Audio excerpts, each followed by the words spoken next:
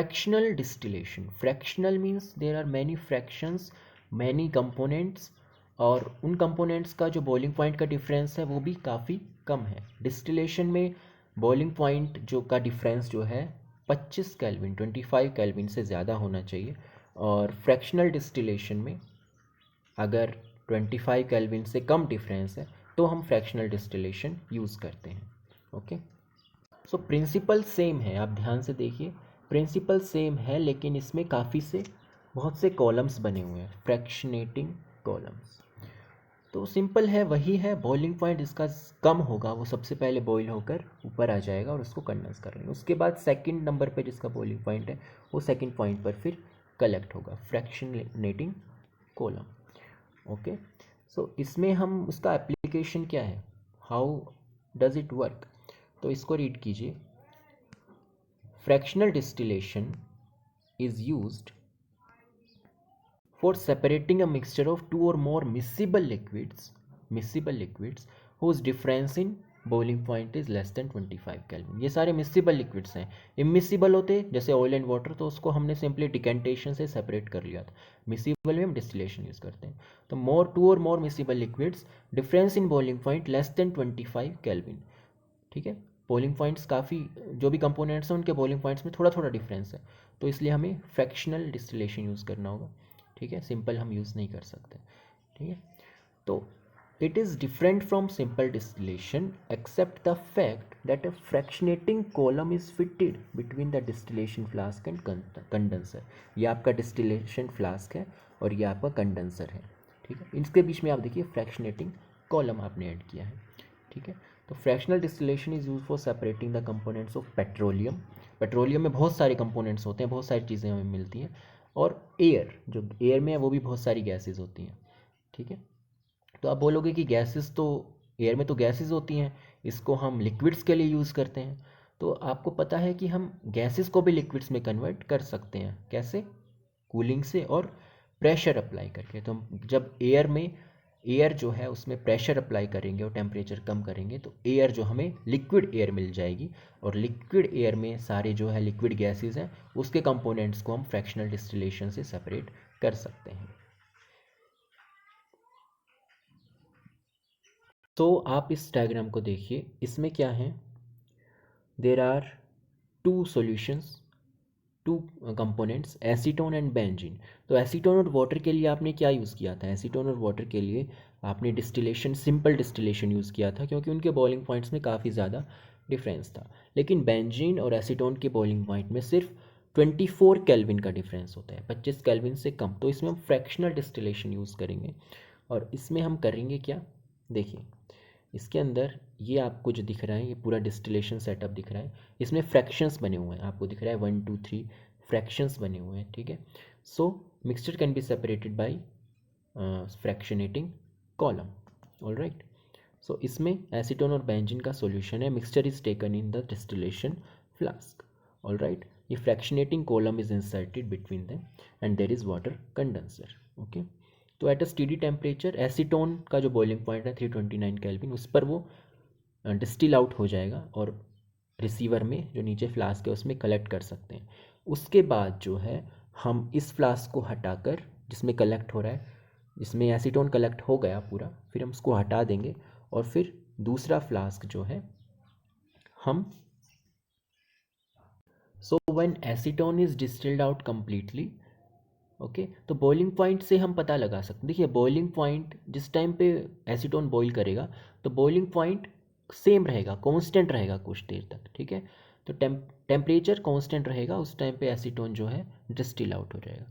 फिर after that temperature starts rising, जब acetone सारा बाहर आ गया तो टेम्परेचर स्टार्ट्स राइजिंग, फिर एक टेम्परेचर आएगा, फिर जो टेम्परेचर कांस्टेंट होगा वो बॉइलिंग पॉइंट होगा बेंजीन का।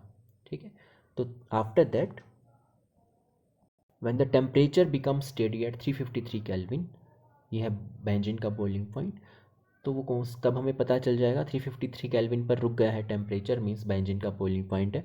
तब हम फ्लास्क चेंज कर देंगे तो बेंजीन डिस्टिल आउट हो जाएगा सेकंड फ्रैक्शन में, as is collected at second fraction in the receiver. Okay, जब हम हीट कर रहे हैं इस मिक्सचर को तो वेपर्स तो दोनों के ही बन रहे हैं, बेंजीन का भी बन रहा है, एसीटोन का बन रहा है, लेकिन एसीटोन के वेपर्स जो है फर्स्ट जो ऊपर सबसे फ्रैक्शन है उसमें कलेक्ट होंगे, ठीक है। जो एसीटोन का बॉइलिंग पॉइंट कम होता है बेंजीन से, सो एसीटोन के जो वेपर्स हैं वो पहले फ्रैक्शन में कलेक्ट हो जाएंगे, ठीक है, और फिर हम उसको डिस्टिल कर लेंगे। उसके बाद जो बेंजीन के वेपर्स कुछ हैं उसको हमें कूल करना पड़ेगा। कूलिंग से क्या होगा, वो बेंजीन के वेपर्स वापस से सॉल्यूशन में, मिक्सचर में आ जाएंगे। जो सेकंड कॉलम में कलेक्टेड था बेंजीन जिसके वेपर्स, उसको कूल करके वापस वो trickles down back into the flask. उसके बाद जब हम हीट करेंगे तो वही टेम्परेचर आएगा और उससे जो है बेंजीन कंडेंस करके हम कलेक्ट कर सकते हैं। सो फ्रैक्शनल डिस्टिलेशन का बहुत एप्लीकेशन है इंडस्ट्रीज़ में भी। हम पेट्रोलियम के कंपोनेंट्स को फ्रैक्शनल डिस्टिलेशन से सेपरेट करते हैं। गैसेस जो एयर में है उसको भी हम फ्रैक्शनल डिस्टिलेशन से सेपरेट कर सकते हैं। तो कम प्रिंसिपल वही है, बॉइलिंग पॉइंट का डिफरेंस है, फ्रैक्शनेटिंग कॉलम है, तो according to boiling point they will separate. So air के कंपोनेंट्स को कैसे सेपरेट कर सकते हैं, यू कैन थिंक, देखिए air is a gas, mixture of gases, ठीक है, होमोजीनियस मिक्सचर ऑफ गैसेस।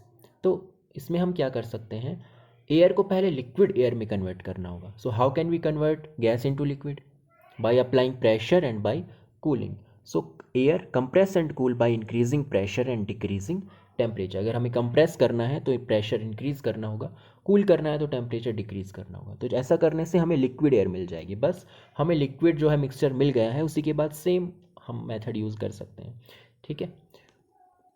जब हम एयर को कूल करेंगे तो हमें बहुत कम टेम्परेचर तक कूल करना पड़ेगा। फॉर एग्जांपल मान लीजिए -200 डिग्री सेल्सियस माइनस, ठीक है। तो जो लिक्विड एयर हमें मिली है उसका टेम्परेचर लगभग -200 -300 डिग्री सेल्सियस होगा, ठीक है। तो जब हम उस लिक्विड एयर को बॉईल करेंगे, वार्म करेंगे, तब देखिए अगर उनका जो बॉइलिंग पॉइंट का डिफरेंस क्या होगा, देखिए ऑक्सीजन, आर्गन एंड नाइट्रोजन, ठीक है, ये दिए हुए हैं इनके boiling point. -183 degree Celsius oxygen का, -186 आर्गन का और -196 नाइट्रोजन का। तो आप बताइए कि इनमें से कौन सबसे पहले बॉईल होगा, किसका जो बॉइलिंग पॉइंट है वो सबसे कम है, जिसका बॉइलिंग पॉइंट सबसे कम होगा वो पहले बॉईल करेगा, ठीक है। तो -200 डिग्री सेल्सियस मान लीजिए लिक्विड एयर का है, तो जैसे ही टेम्परेचर -196 पहुंचेगा, जब हम बॉईल करेंगे तो टेम्परेचर इंक्रीज़ होगा, -300 400 से -196 जब आएगा टेम्परेचर,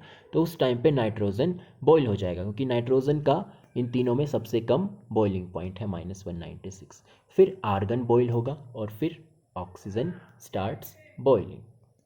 तो पहले नाइट्रोजन सेपरेट हो जाएगी, उसके बाद आर्गन और उसके बाद oxygen, in order of their increasing boiling point. सबसे कम -196, फिर -186, -193, ठीक है। These liquid air is allowed to warm up in distillation column, gas is separated at different heights, air is compressed by increasing the pressure रही, and depending on their different boiling points they separate at different heights। तो जो आपका actual setup होता है to separate components of air वो ये होता है, ठीक है। तो आपकी बुक में भी है ये। तो देखिए क्या हो रहा है, यहाँ से स्टार्ट करेंगे हम लेफ्ट हैंड साइड से, एयर इनसाइड यहाँ से, ठीक है। अब यहाँ पर एयर प्रेशर में है, ये जब भी एयर में प्रेशर लगाएंगे, ठीक है, air under pressure, okay.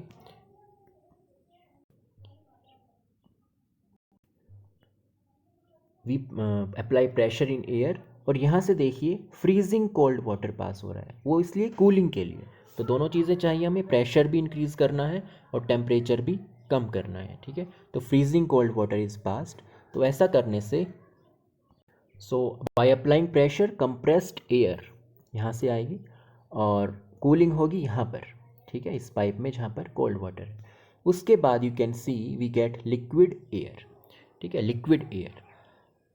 Then what happens, आपको पता है कि what is dry ice, air में कार्बन डाइऑक्साइड भी है, और जब भी हम कार्बन डाइऑक्साइड को कूल करते हैं तो कार्बन डाइऑक्साइड सॉलिड में चेंज हो जाती है, जिसको हम कहते हैं ड्राई आइस। तो कार्बन डाइऑक्साइड पहले ही ड्राई आइस की फॉर्म में बाहर चली जाती है, ठीक है। उसके बाद ये आपका जो सेटअप है ये है separating the components of air, air का जो मिक्सचर है उसके कंपोनेंट्स को, अलग अलग गैसेस को कैसे सेपरेट करते हैं। तो देखिए लेफ्ट हैंड साइड से स्टार्ट करेंगे, एयर यहाँ से इनसाइड अंदर आई, ओके। एयर में प्रेशर अप्लाई किया हमने, एयर अंडर प्रेशर, ठीक है। जब एयर अंडर प्रेशर, उसके बाद प्रेशर हमने यहाँ अप्लाई किया। हमें दो चीज़ें चाहिए, एक प्रेशर अप्लाई करना है, दूसरा हमको जो है कूलिंग करनी है। तो आपने प्रेशर अप्लाई किया यहाँ पर, एयर अंडर प्रेशर, ओके। और कूलिंग किया आपने freezing cold water, freezing cold water यहाँ से ऐड होगा, ओके। एक फ्रीजिंग कोल्ड वाटर है, इससे कूलिंग होगी। After that cold and compressed air will pass through here, cold and compressed, okay. उसके बाद यहाँ पर आकर कुछ गैसेस सेपरेट हो जाएंगी। Carbon dioxide, you know that carbon dioxide को जब कूल करते हैं बहुत ज़्यादा तो वो सॉलिड में चेंज हो जाती है, गैस सॉलिड में चेंज हो जाता है, उसको हम कहते हैं dry ice. Carbon dioxide dry ice की फॉर्म में बाहर निकल जाएगी और बाकी जो लिक्विड एयर यहाँ पर कलेक्ट हो जाएगी। यहाँ पर जो है लिक्विड एयर का मिक्सचर आ गया है हमारे पास, ठीक है। तो यहाँ पर पूरा जो भी कंपोनेंट्स हैं, नाइट्रोजन, आर्गन, ऑक्सीजन, वो लिक्विड एयर का मिक्सचर यहाँ पर आ गया है। अब वही फ्रैक्शनेटिंग डिस्टिलेशन स्टार्ट होता है, ठीक है। नाइट्रोजन का बॉइलिंग पॉइंट क्योंकि सबसे कम है तो इट स्टार्ट्स बॉइलिंग फर्स्ट, इसके वेपर्स जो है नाइट्रोजन सबसे पहले बाहर यहाँ से हो जाएगी, ओके। उसको हम कंडेंस करेंगे तो वापस से वो लिक्विड नाइट्रोजन में चेंज हो जाएगी, लेकिन कंडेंस करने की ज़रूरत नहीं है, हमें नाइट्रोजन गैस चाहिए तो नाइट्रोजन यहाँ से बाहर निकल जाएगी। उसके बाद आर्गन, ठीक है। और सबसे लास्ट में जो है क्या बची, लिक्विड ऑक्सीजन। कि लिक्विड ऑक्सीजन का बॉइलिंग पॉइंट सबसे ज़्यादा होता है तो ये सबसे लास्ट में बॉइल होगी, तो इसलिए हम उसको लास्ट में जो बच जाएगी वो बचेगी लिक्विड ऑक्सीजन। तो in this way we can separate different gases, okay. और सिमिलरली पेट्रोलियम के कंपोनेंट्स को भी, जो पेट्रोलियम है, पेट्रोल है, डीजल है, केरोसिन है, उन सब के वो सब भी हम इसी तरीके से सेपरेट आउट कर सकते हैं। This method is widely used in industries. So basically आपने गैसेस को लिक्विड में चेंज किया, लिक्विड में जब चेंज हो गई तो बॉईल करके अलग अलग बॉइलिंग पॉइंट के अकॉर्डिंग आपने सेपरेट कर लिया इन गैसेस को। सो ऑलमोस्ट हमने सभी सेपरेशन मेथड्स स्टडी कर लिए हैं। देखिए सारे स्टडी मेथड, तो अभी तक ऑलमोस्ट हमने सभी separating methods, separating the components के मेथड्स में स्टडी कर लिए हैं।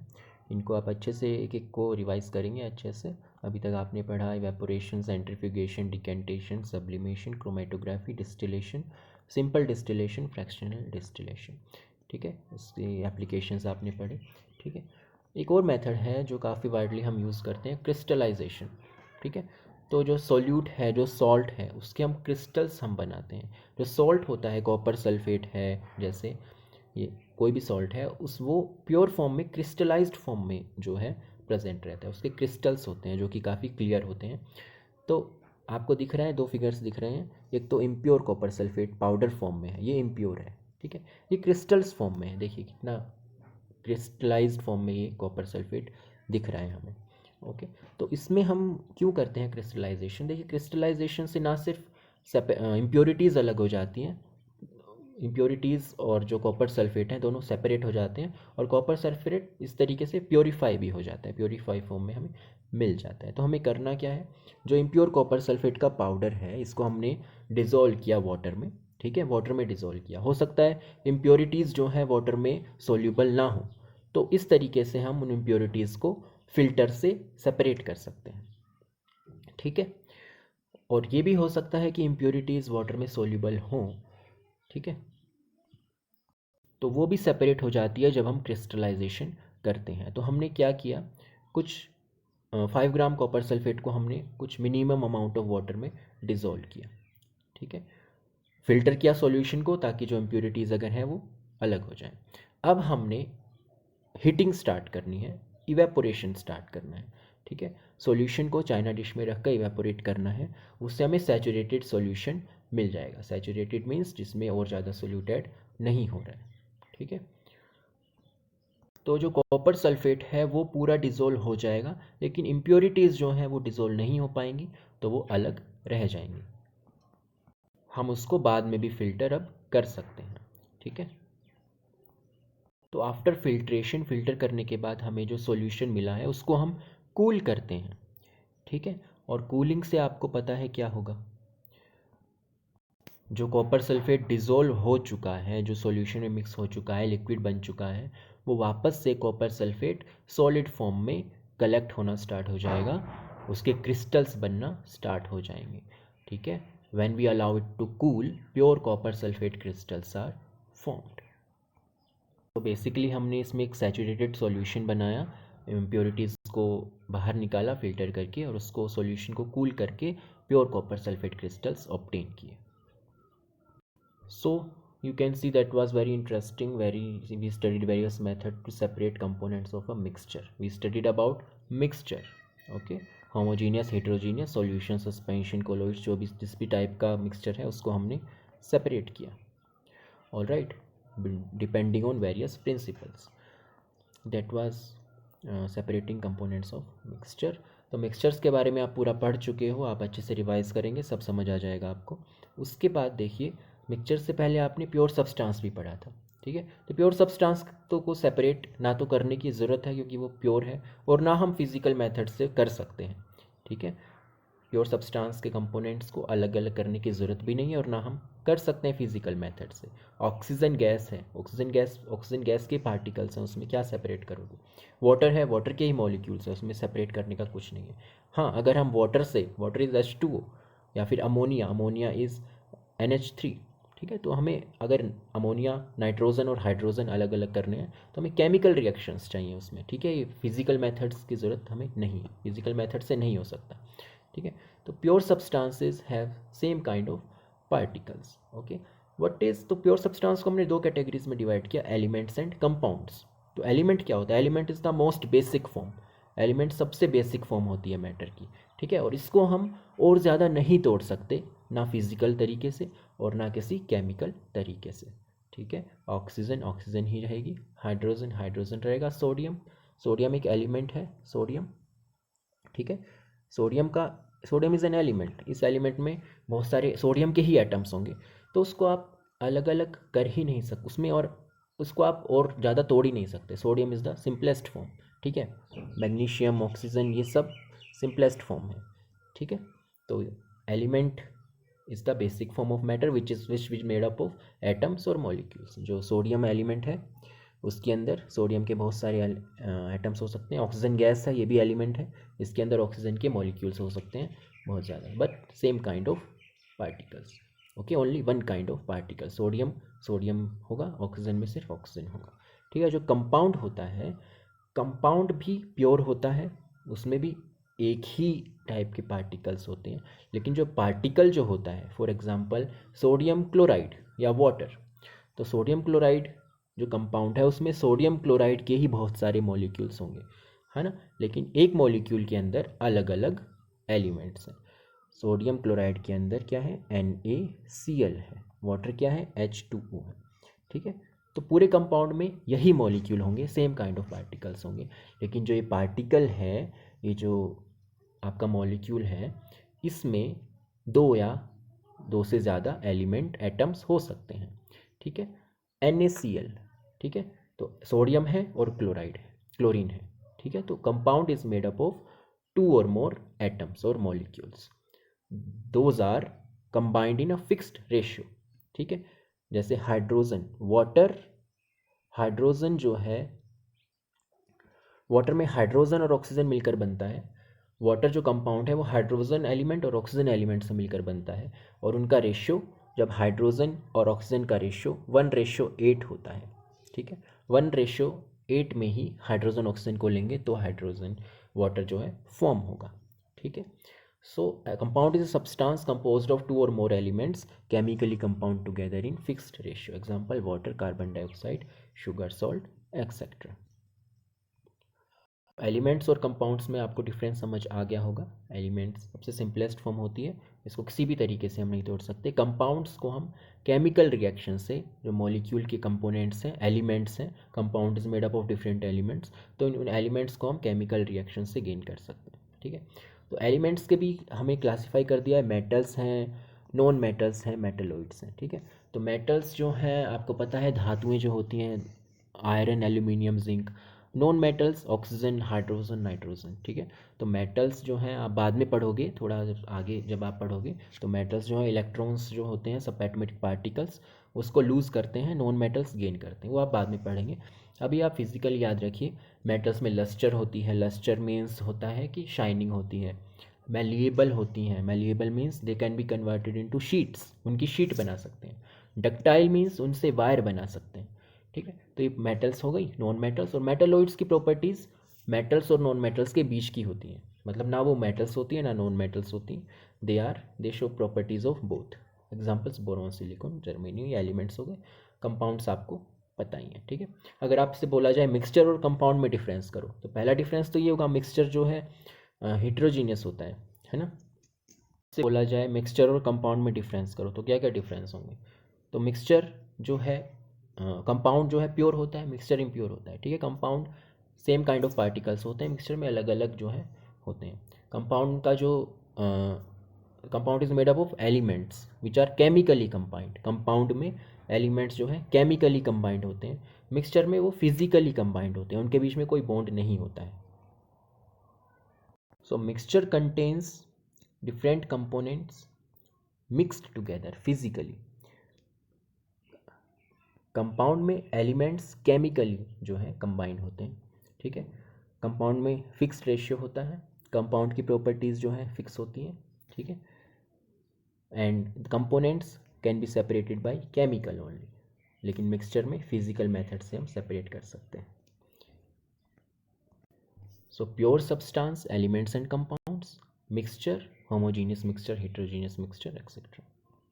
पीपीटी जिससे अभी आपने स्टडी किया इसको आप अच्छे से रिवाइज करेंगे, आपकी जो एनसीईआरटी बुक है उसको भी पढ़ेंगे, तो वही सब है। Means matter around us pure, types of mixture में आपने पढ़ा कि homogeneous, heterogeneous mixture, okay. Solution is a homogeneous mixture. Alloys, alloys क्या होते हैं, एलॉयज़ भी एक तरीके का होमोजीनियस मिक्सचर होता है, ठीक है। होमोजीनियस मिक्सचर ज़रूरी नहीं है कि सॉलिड इन लिक्विड ही हो, ठीक है, वो सॉलिड इन सॉलिड भी होता है। तो alloys solid in solid homogeneous mixture होता है, ठीक है। तो alloys are a mixture, homogeneous mixture of two और मोर मेटल्स, ठीक है। जैसे कॉपर और ब्रास को मिला दिया, कॉपर और जिंक को मिला दिया, या फिर एक मेटल और एक नॉन मेटल, ठीक है। तो दैट आर एलॉयज, और इनको हम फिजिकली सेपरेट नहीं कर सकते, ठीक है। जनरली हम सॉल्यूशन को फिजिकली सेपरेट कर सकते हैं, एलॉयज को हम फिजिकली सेपरेट नहीं कर सकते, ठीक है। तो एलॉयज को फिर भी मिक्सचर बोलते हैं, क्योंकि एलॉयज को फिर भी मिक्सचर बोलते हैं क्योंकि इसकी जो प्रॉपर्टीज़ होती हैं वो एक को सेम नहीं रहती, उसकी प्रॉपर्टीज़ दोनों जो मेटल्स हैं उनकी होती हैं, ठीक है। जैसे ब्रास में जिंक की भी प्रॉपर्टीज़ होंगी, कॉपर की भी प्रॉपर्टीज़ होंगी, इसलिए हम उसको मिक्सचर बोलते हैं, ठीक है, होमोजीनियस मिक्सचर, ठीक है। तो एलॉयज जो सॉल्यूशन, आपने 3 टाइप्स ऑफ मिक्सचर्स पढ़े, सॉल्यूशंस, ओके, होमोजीनियस मिक्सचर जो होता है, कोलॉइड्स एंड सस्पेंशन। तो सॉल्यूशन के पार्टिकल का साइज सबसे कम होता है, कितना, लेस देन 1 नैनोमीटर, ठीक है, smaller than 1 nanometre. And 1 nanometre is equal to 10⁻⁹ metre, मतलब 1 मीटर के अंदर 10⁻⁹ नैनोमीटर्स होंगे। 1 मीटर की जो रोड है उसको आप 10⁻⁹ पार्ट्स में डिवाइड करो तो आपको 1 नैनोमीटर मिलेगा, इतना छोटा। और सॉल्यूशन के पार्टिकल्स का साइज़ 1 नैनोमीटर से भी छोटा होता है, ठीक है। और जो आपका दूसरा सॉल्यूशन है कोलोइडल, उसका 1 नैनोमीटर से 100 नैनोमीटर के बीच होता है, 1 से 100 के बीच में होता है। और सस्पेंशन का सबसे ज़्यादा 100 नैनोमीटर से भी ज़्यादा, ठीक है। तो इसको आप लर्न करेंगे। ये सब आप पढ़ चुके हैं, Tyndall effect by colloidal solution. ये different types of colloidal solution है, liquid in gas, solid in gas, तो आप एक बार इसको पढ़ लीजिएगा, आपको वैसे भी खुद भी आइडिया लगा सकते हैं कि for example liquid in gas ऐसा कौन सा कोलोइडल सॉल्यूशन है जिसमें जो, जैसे आपने सॉल्यूशन में सॉल्वेंट और सोल्यूट पढ़ा, ऐसे ही कोलोइडल सॉल्यूशन में होता है डिस्पर्सिंग मीडियम और डिस्पर्स्ड फेज। डिस्पर्सिंग मीडियम एक तरीके का सॉल्वेंट होता है जिसमें डिजोल्व हो रहा है, ठीक है। डिस्पर्स्ड फेज सोल्यूट होता है, ठीक है। तो ऐसा कोई सॉल्यूशन जिसमें लिक्विड गैस में मिक्स हो, ठीक है। तो ऐसा एग्जांपल है फोग, मिस्ट, जो फोग आती है उसमें लिक्विड इन गैस होता है, ठीक है। सॉलिड इन गैस स्मोक, ठीक है। लिक्विड इन लिक्विड मिल्क हो गया, ठीक है।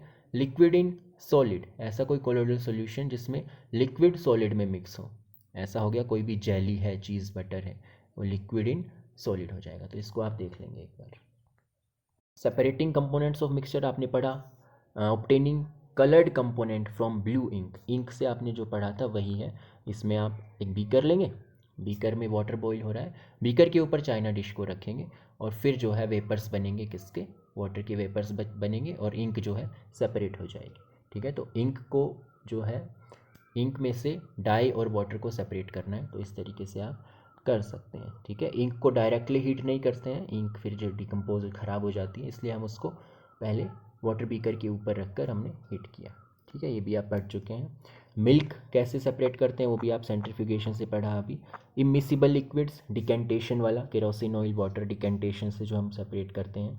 ठीक है, mixture of salt and camphor, salt और कैम्फर को कैसे सेपरेट करेंगे, वही है सब्लिमेशन, कैम्फर इज सबलाइम, तो सब्लिमेबल सब्सटेंस को हम इस तरीके से जो आपने अभी पढ़ा था फनल से वो सेपरेट करते हैं। ठीक है, ब्लैक इंक, ब्लैक इंक जो होती है सिंगल कलर नहीं होते, बहुत सारे कलर्स होते हैं, तो कलर्ड कंपोनेंट्स को आप क्रोमेटोग्राफी से सेपरेट करते हैं, ये आप पढ़ चुके हैं। मिसिबल लिक्विड्स, जो कि अभी आपने पढ़ा डिस्टिलेशन, फ्रैक्शनल डिस्टिलेशन। ठीक है, तो ये पूरा चैप्टर आप अच्छे से आपको समझ आ गया होगा। ओके, एलिमेंट्स, कंपाउंड्स, मिक्सचर्स, और ऑल राइट, सो आप इसको अच्छे से स्टडी करेंगे। ये लास्ट में एक समरी है। मैटर को आपने क्लासीफाई किया प्योर सब्सटेंस और मिक्सचर में, pure elements, compounds, mixture homogeneous, heterogeneous.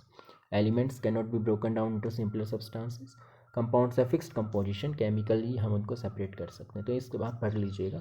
ठीक है, ये पूरी समरी आप जो है एक बार एनसीईआरटी बुक से देख लीजिएगा। ओके, बाकी जो भी डाउट है आपको, डाउट क्लास में आप पूछ सकते हैं, कमेंट्स में भी आप लिख सकते हैं अगर कोई डाउट है तो।